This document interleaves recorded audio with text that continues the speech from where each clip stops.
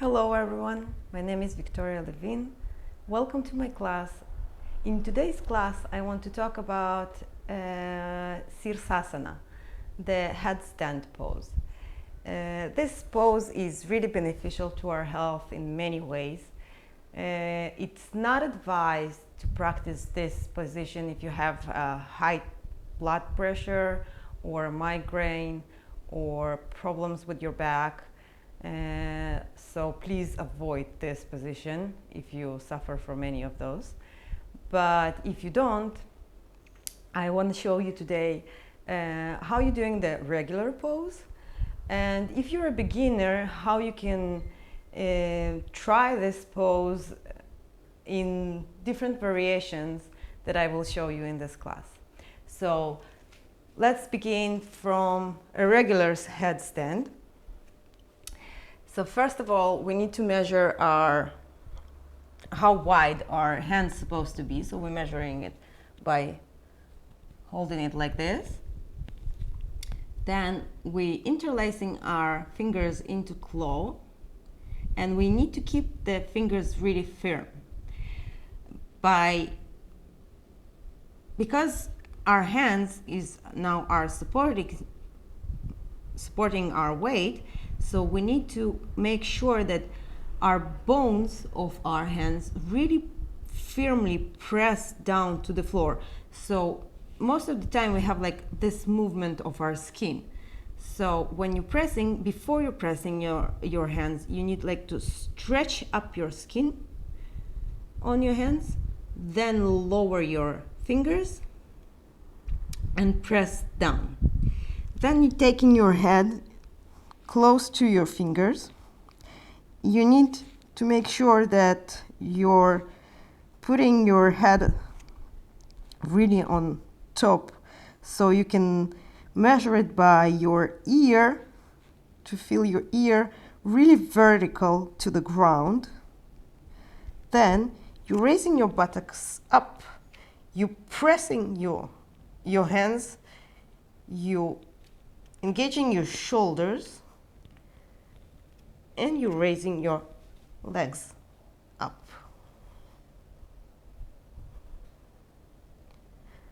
In this position, you need to point your toes to the ceiling, engage your leg muscles, engage your core muscles, and engage your shoulders.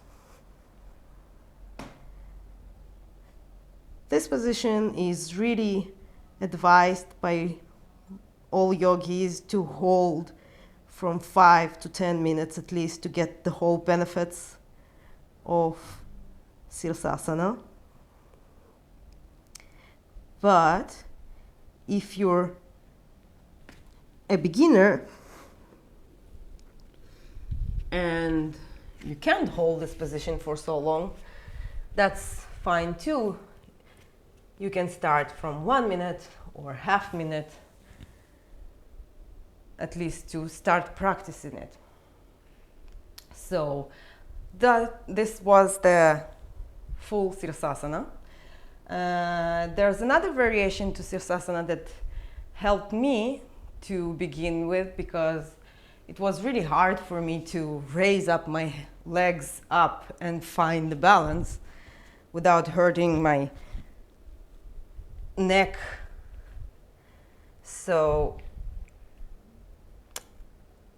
I started with this position that it's mostly tripod variation, that you're putting firmly your palms to the floor, you're bending your elbows, you're putting your head again so your ear will be vertical to the ground, you're putting your knees to your elbows, and you're raising your legs up. You're using your core muscles and your hands. Again, you're stretching your toes to the ceiling. You're engaging your legs, your stomach muscles, and you can hold this position like this.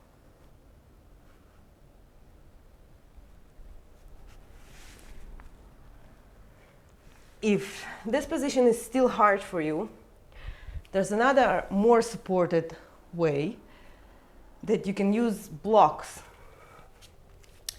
to support your back,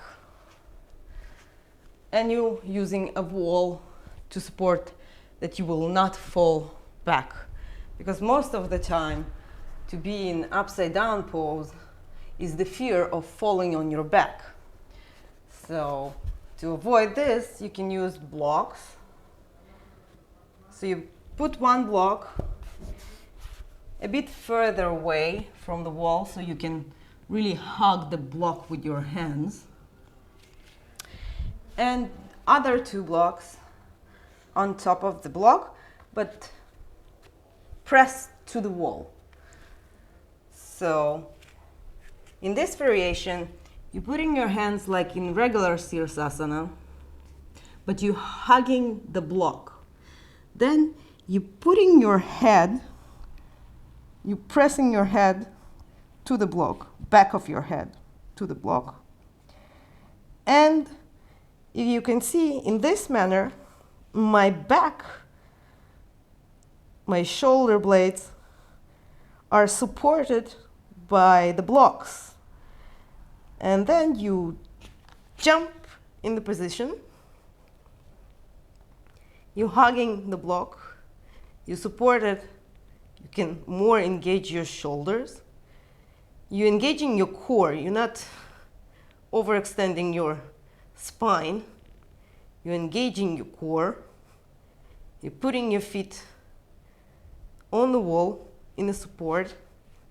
You even can raise your head so you're not pressing your weight on your neck, and your back really supported by the blocks and your feet by the wall, so you can't fall backwards, and you can hold this position for a longer period of time and enjoy the benefits.